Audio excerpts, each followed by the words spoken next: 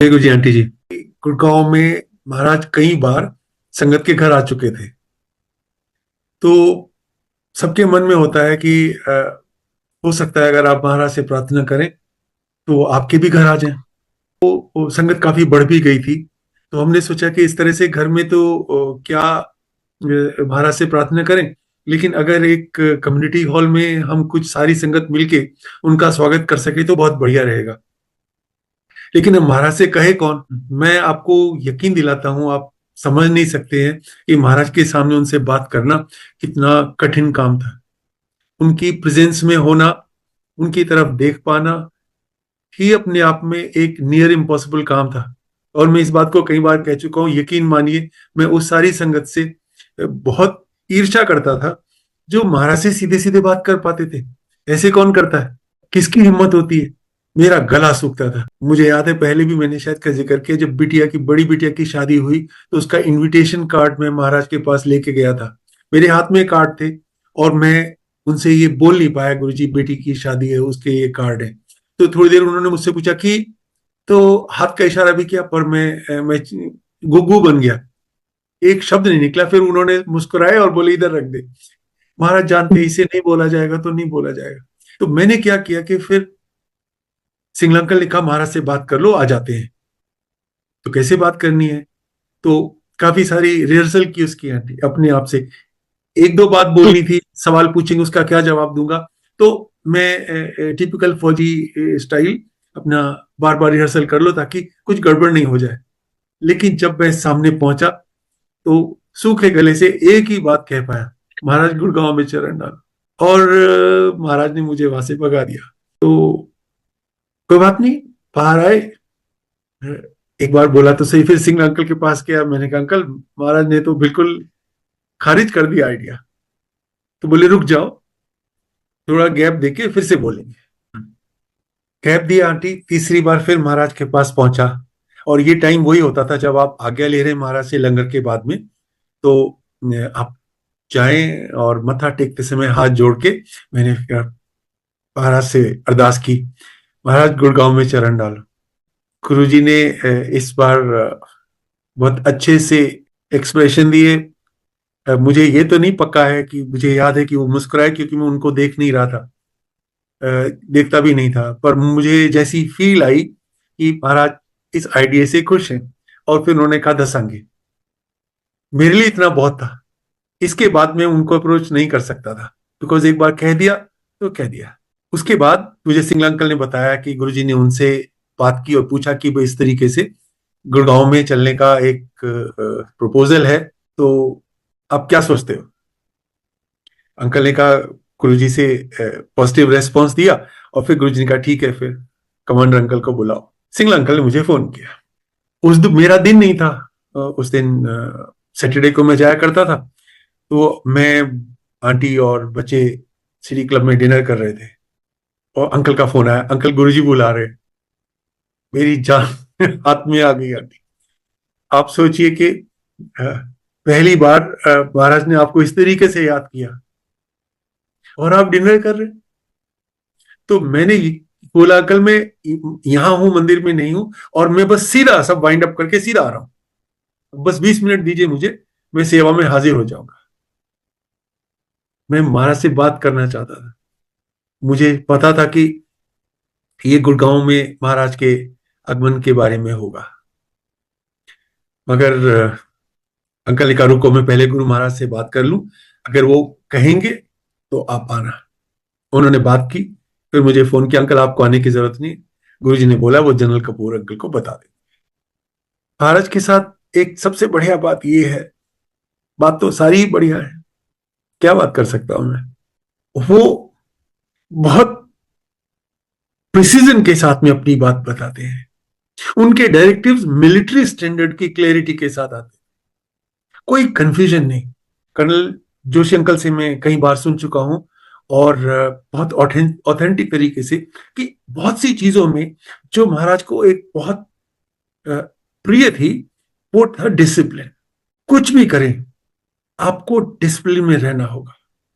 और दूसरा था समय का पालन। ये दो चीजें गुरु की संगत में मस्ट हैव है, तब भी और आज भी। और वो डिसिप्लिन हर एक एरिया में है। ऐसा नहीं कि इन चीजों को आप कर सकते हैं, उन चीजों को इग्नोर कर सकते हैं। जितने बजे जो चीज होनी है उतने बजे शुरू हो, जितने बजे जो चीज समाप्त होनी है उतने बजे समाप्त हो। जो डूज हैं वो किए जाएं, जो डोंट्स हैं उनको बिल्कुल इग्नोर किए। ऑप्शनल नहीं है कुछ भी। तो और शायद इसीलिए महाराज को फौजी ज्यादा पसंद है, क्योंकि उन्हें दोनों बहुत प्यारी लगती है। कपूर अंकल को उन्होंने बता दिया, और कपूर अंकल ने मुझे फोन किया। मैंने अंकल से बात की जब मिले, तो क्योंकि हम लोगों को साथ काम करने का एक्सपीरियंस हो चुका था, क्ले फार्म के फंक्शन में हम लोग इकट्ठा हो चुके थे। बहुत आसान था हमें फिर से इकट्ठा होना। सारे इकट्ठे हुए, प्लान बनी। और जैसे मैंने कहा, जनरल कपूर अंकल की लीडरशिप बिल्कुल उसी तरह की थी जिस तरह की गुरुजी को चाहिए थी, पंक्चुअल और डिसिप्लिन दोनों। तो कोई डाउट नहीं था। उसी तरीके से हम इकट्ठे हुए और हमारी प्लान शुरू हो गई। अब महाराज से इंस्ट्रक्शंस आनी शुरू हुई। किसी भी तरीके से महाराज की बात आप तक पहुंच जाती थी। गुरु जी के कुछ सेवादार थे जो अ, उनके मैसेज को हमें कन्वे करते रहते।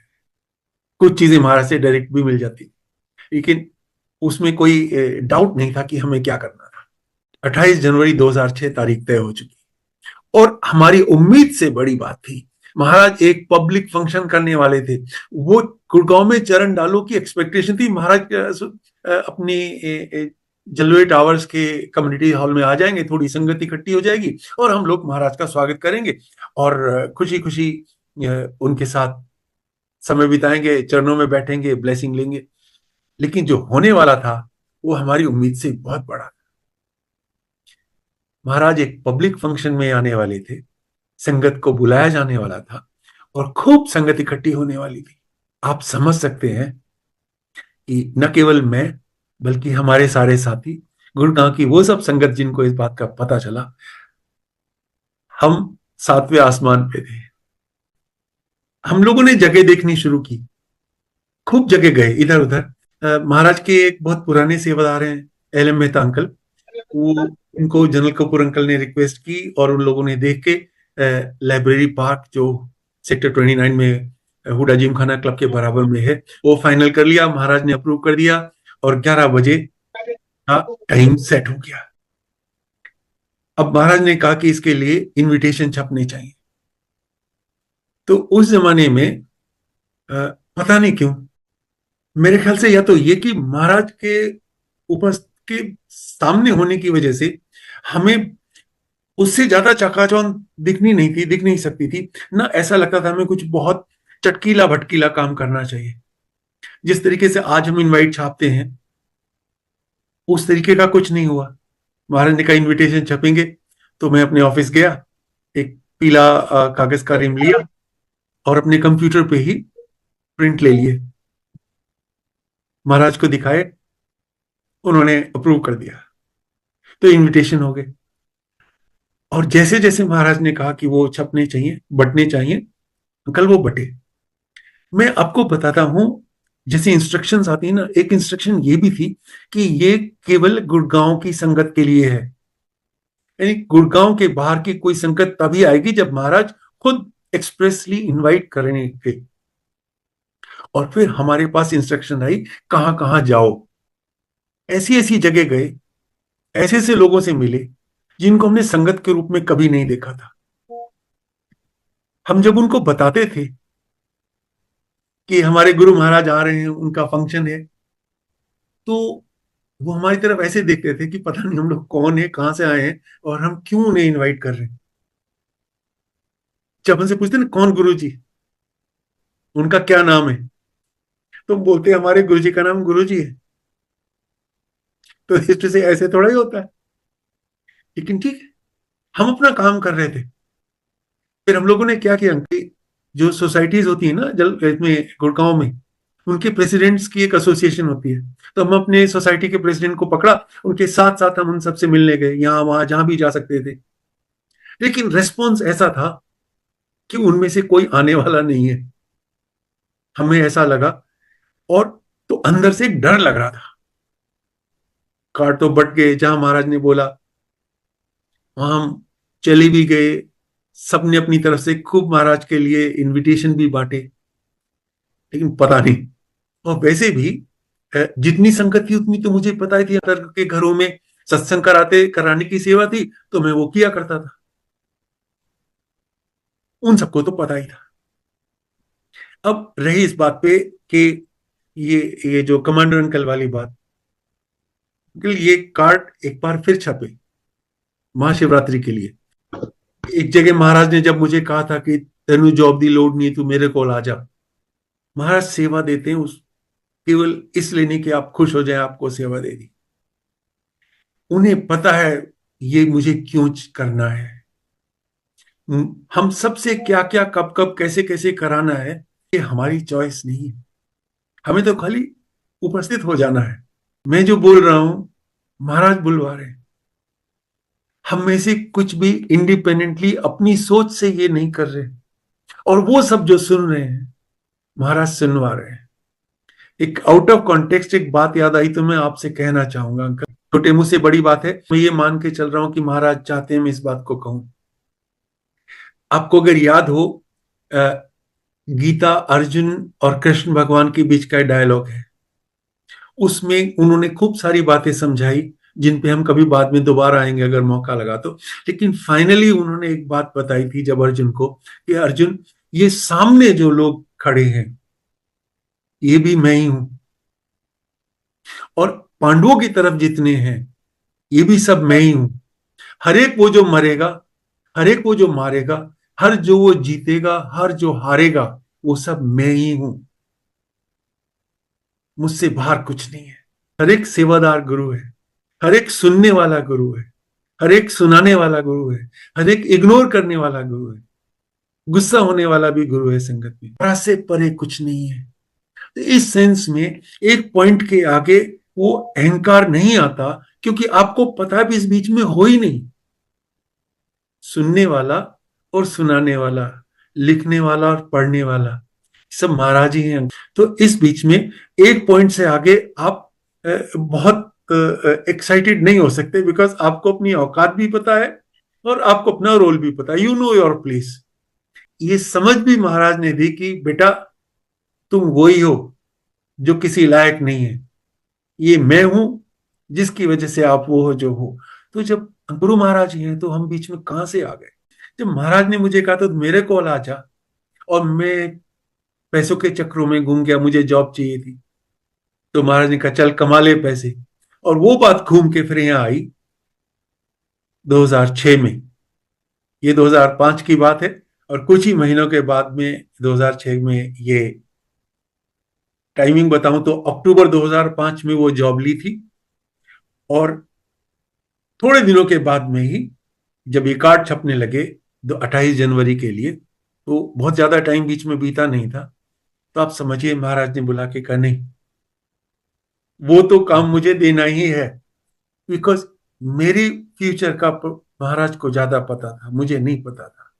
इसलिए उन्होंने ये बहुत कृपा की। गुरु इतने दयालु हैं, इतने कृपालु हैं कि मेरी कहना चाहिए ना समझी के बावजूद उन्होंने मुझे ये सेवा बख्शी। इसमें सब कुछ गुरु महाराज है और मैं कुछ नहीं हूं।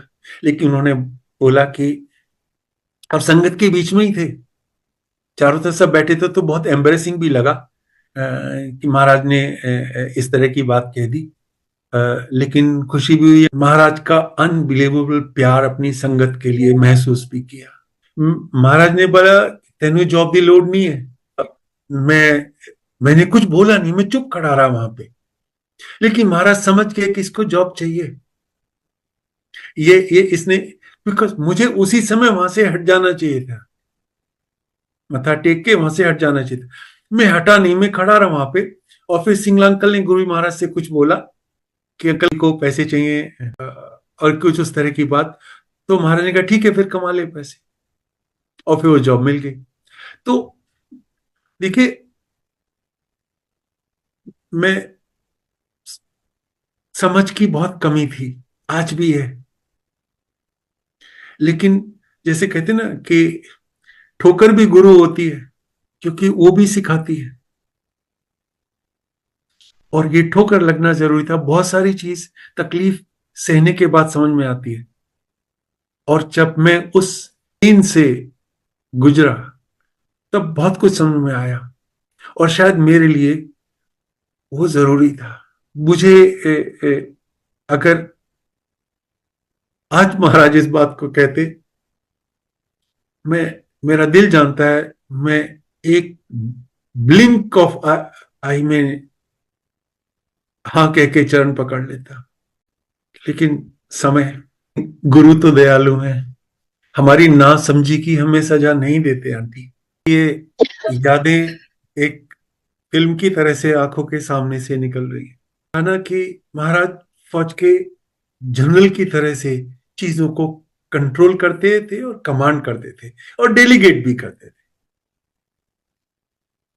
और बहुत क्लियरली बताया क्या करेगा कौन करेगा। कुछ चीजें आगे आएंगी और अगर नहीं आई तो मैं बता दूंगा, अगर मुझे याद रही तो। लंगर में क्या बनेगा, महाराज कितने बजे आएंगे, कितनी संगत आएगी, कितने का इंतजाम करना है, सब कुछ हमारे पास था। और स्पेसिफिक नंबर्स में था आंटी। ऐसे नहीं कि हमने हमें ये हुआ कि इतने का करीब कर लो, नहीं, इतनी संगत आएगी। अच्छा, हम सोचते थे कि अब मैं तो गुड़गांव के संगत में सत्संग कराते ही था, मुझे दूर दूर तक अंदाजा नहीं था इतनी संगत हो भी सकती है। और जिनको हमने इनवाइट किया था उनमें से कोई आने वाला नहीं दिख रहा था। तो ऐसी संगत है जो हमने ना एम्पायर स्टेट में देखी, ना गुड़गांव के सत्संग में देखी, और ना वो जिन्हें हमने इनवाइट किया वो दिखे। तो ये नंबर्स कहां से आने वाले थे, ये महाराज जानते थे। लेकिन आदेश का पालन हुआ। अब इस चीज पे आगे महाराज के लिए क्या इंतजाम करने थे। एक बात मैं जरूर बता दूं कि गुरु महाराज इन सब चीजों से परे थे। उन्हें क्या खाना है, क्या नहीं खाना, कितना खाना है, एक तरीके से क्योंकि वो ह्यूमन बॉडी में थे, शरीर में थे, तो थोड़े से इंसान के जो ह्यूमन बीइंग के जो एक तरीके से कहने की कर्तव्य हैं, उनका पालन करते थे। उसके अलावा गुरु महाराज को कुछ नहीं चाहिए। वो कभी ह्यूमन नहीं थे, कभी ह्यूमन नहीं है, केवल ऐसे दिखते थे क्योंकि हम उनके सामने खड़े हो सके। गुरु महाराज के ओरिजिनल फॉर्म को किसी को अ, सहन करने की शक्ति नहीं थी। तो ये फील कभी नहीं आई आंटी कि गुरु महाराज इन चीजों को इसलिए खा रहे हैं क्योंकि उन्हें ये पसंद है।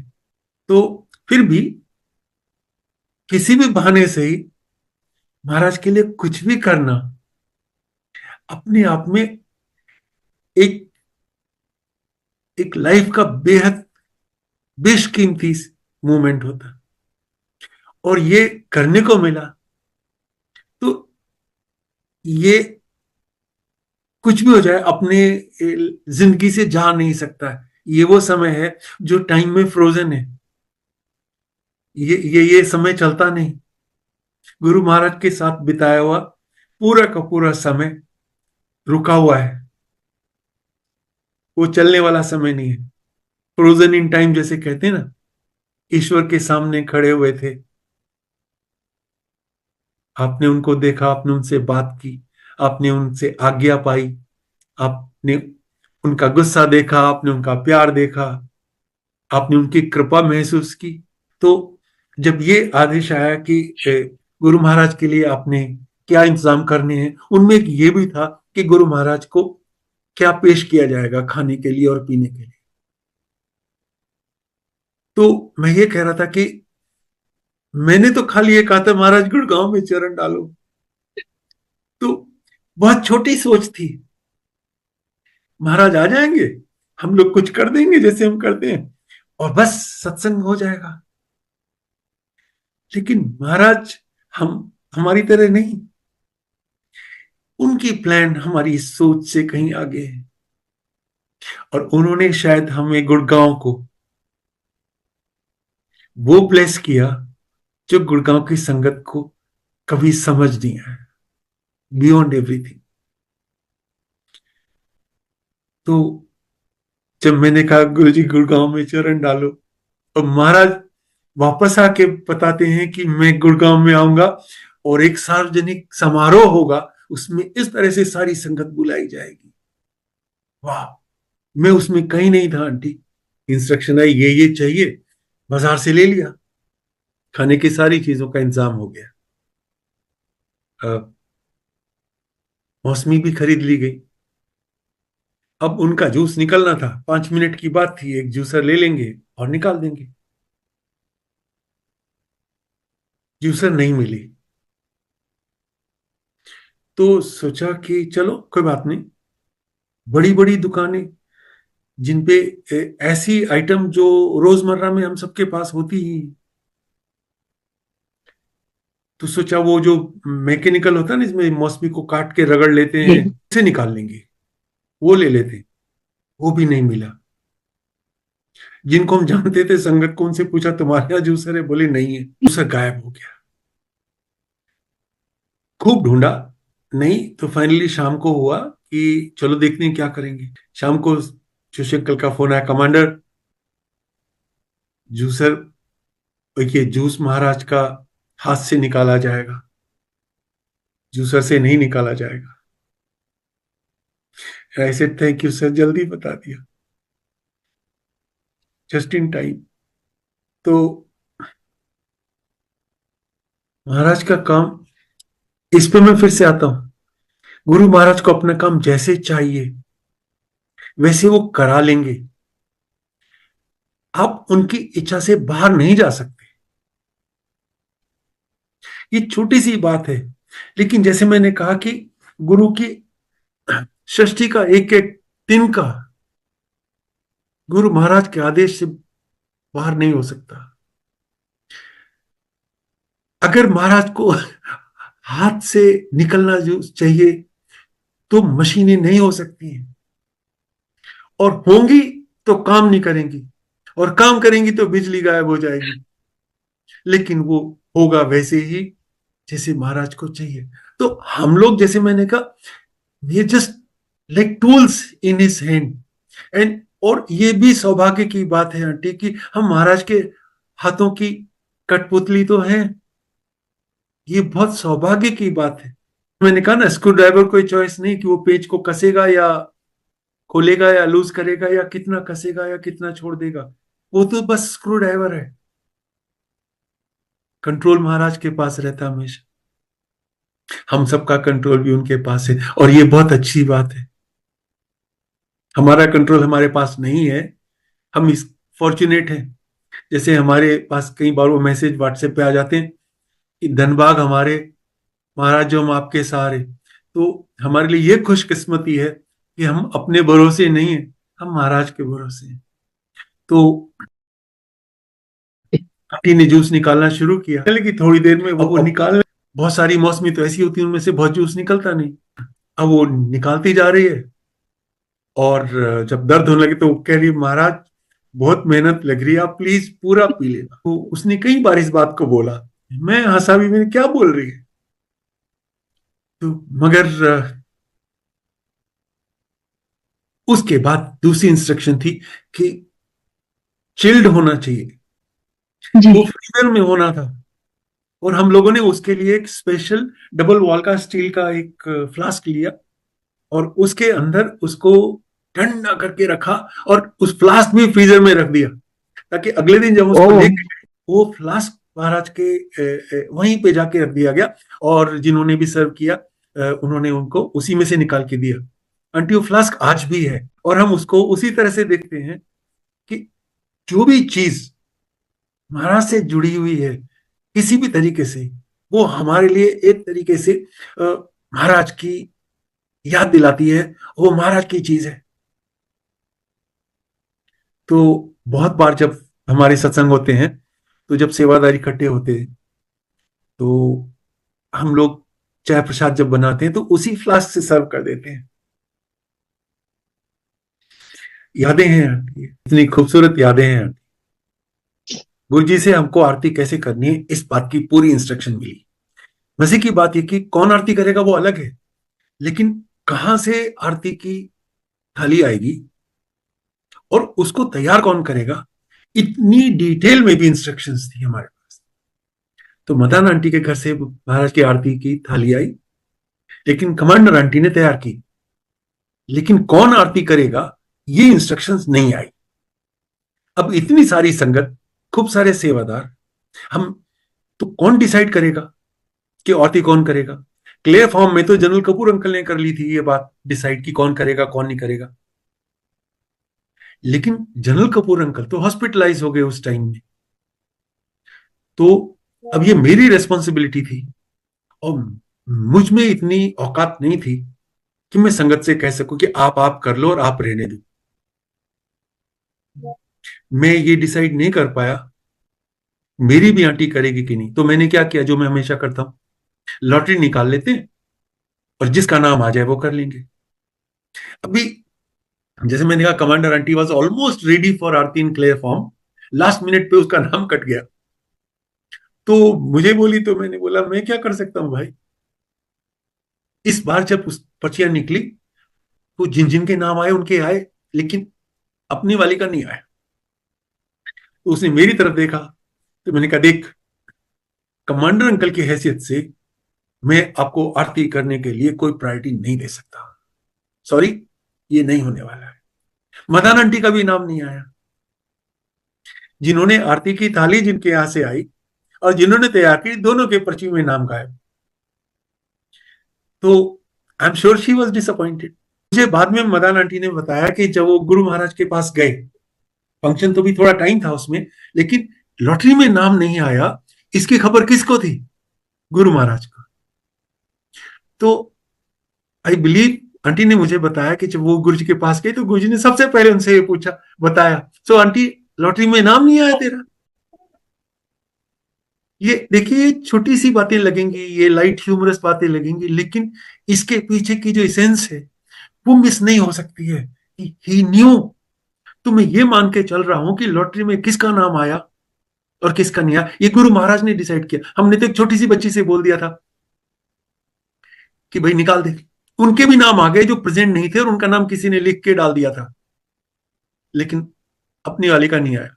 जैसे मैंने कहा कि उसने महाराज से मन ही मन एक कंप्लेंट कर दी, गुरु जी दिस इज नॉट डन। ये कोई तरीका हुआ? लेकिन आप सोचो, बाकी सेवा मिल गई, उसका कुछ वो नहीं है, लेकिन आरती में नाम नहीं आया तो उसकी कंप्लेंट रजिस्टर हो गई। It's never enough. जो कुछ मिल रहा वो तो मिल ही रहा है, जो नहीं मिला वो जरूरी है।